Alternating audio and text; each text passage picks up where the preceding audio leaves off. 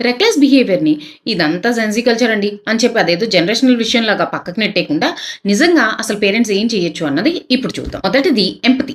అంటే మనం ఏదైనా ఓ పని చేసినప్పుడు పక్కనోడికి ఏమైనా నష్టం కలిగిస్తదా? దానివల్ల వాడేమైనా బాధపడతాడా? అని చెప్పి ఒక సెకన్ ఆలోచించి అప్పుడు చేయటం అనమాట.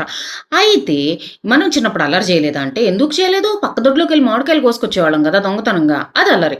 అయితే ఎళ్లి అక్కడ కొమ్మలు ఇరిచేసి, ఆ పిందెలు తీసేసి చెండాలం చేసి వచ్చామనుకోండి, ఆ రైతుకి నష్టమే గదా! అలా నష్టం కలిగించడం అన్నది ఎంపతి లేకపోవటం అనమాట. ఆ పిల్లలకి ఎంపతి నేర్పించకపోతే పక్కనోడి పెయిన్ మనకేం అవ్వదు. మనం ఏదైనా చేయొచ్చు. వాడిని ఎలా అయినా ఇబ్బంది పెట్టొచ్చు అని చెప్పి పెరుగుతారు. అలా పెరగకూడదు. అలా ఫ్రీడమ్, విచ్చలవిడితనం. ఈ రెండిటికి తేడా ఏంటి? స్మార్ట్ ఫోన్‌ని రూల్స్‌తో వాడుకున్నామనుకోండి అది ఫ్రీడమ్. అలా కాకుండా విచ్చలవిడిగా అసలవి ఏం చూస్తున్నారో తెలీదు పిల్లలు. గైడెన్స్ లేదు, స్క్రీన్ టైమ్ లేదు అనుకోండి అది విచ్చలవిడితనం. గాలిపటాన్ని ఎంత పైకైనా ఎగిరేయొచ్చు. దారం మన చేతిలో ఉన్నంత వరకు. అదే ఫ్రీడమ్. అయితే ఆ దారం కట్ చేసామనుకోండి ఆ గాలిపటం ఎటుపోతే అటు పోతుంది. అది విచ్చలవిడితనం. పిల్లలకి ఆ తేడా ఖచ్చితంగా నేర్పించాలి మనం. మూడోది చాలా ముఖ్యమైనది కామన్ సెన్స్. కామన్ సెన్స్ అంటే ట్రెక్‌కి స్పోర్ట్స్ షో యేసుకెళ్ళామనుకోండి కామన్ సెన్స్. అదే హై హీల్స్ యేసుకెళ్ళామనుకోండి అదే కామన్ సెన్స్ లేకపోవటం. చాలా సార్లు లైఫ్‌లో ఇది రైట్, ఇది రాంగ్ అన్నట్టు క్లియర్ కట్‌గా ఏముండవు. ఆ సిట్యుయేషన్‌కి తగ్గట్టు బిహేవ్ చేయటం అనమాట.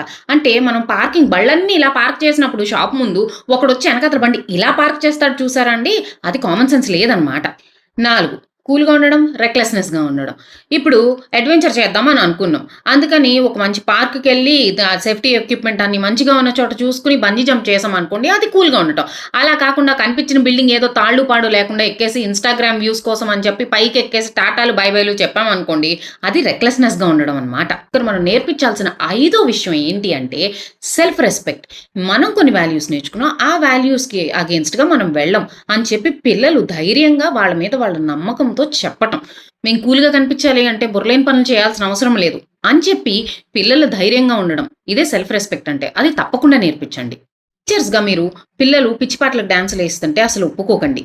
అలాగే కథలు వాళ్ళే రాసుకొని అవే స్కిట్స్‌గా చేసుకోమనండి. వాళ్ళ క్రియేటివిటీ కూడా బాగా పెరుగుతుంది. యాస్ టీచర్స్ మీరు ఈ 2 ఖచ్చితంగా చేయగలరు. ఇంటర్నెట్ మారదు, పాటలు మారవు, సినిమాలు మారవు. కానీ ఈ 5 మనం పిల్లలకి డెఫినిట్‌గా నేర్పిస్తే కనుక ఖచ్చితంగా వాళ్ళు మారతారు. వాళ్ళు మారితే వాళ్ళు హ్యాపీగా ఉంటే యాస్ పేరెంట్స్ మనం చాలా సక్సెస్‌ఫుల్ అయినట్టే. ఎంత నేర్పించినా పిల్లలు చిన్న చిన్న తప్పులు చేస్తారు. ఆ తప్పులు మనకు తెలిసేలాగా చేస్తేనే మనం వాళ్ళని కాపాడగలం. అలా చేయాలి అంటే వాళ్ళకి చిన్న ఫ్రీడమ్ ఉండాలి. ఆ ఫ్రీడమ్ మనం వాళ్ళకి ఇవ్వాలి అంటే, అంటే మన మీద గౌరవం ఉండాలి. ఆ ఫ్రీడమ్ కూడా ఉండాలి. దానికి మనం ఏం చేయాలి? యాస్ పేరెంట్స్ వాళ్ళేమన్నా వచ్చి చెప్పినప్పుడు మీరు రియాక్ట్ అవ్వకుండా రెస్పాండ్ అవ్వాలి. రియాక్ట్ టు రెస్పాండ్ ఏంటంటారా? ఇది నేను మీకు నెక్స్ట్ వీక్ చెప్తాను. కామెంట్ సెక్షన్‌లో మీరు దేనితో మొదలు పెడతారన్నది నాకు చెప్పండి. మీరు లైక్ చేసి ఫాలో బటన్ నొక్కాక మీకు తెలిసిన పేరెంట్స్‌కి, టీచర్స్‌కి తప్పకుండా షేర్ చేయండి.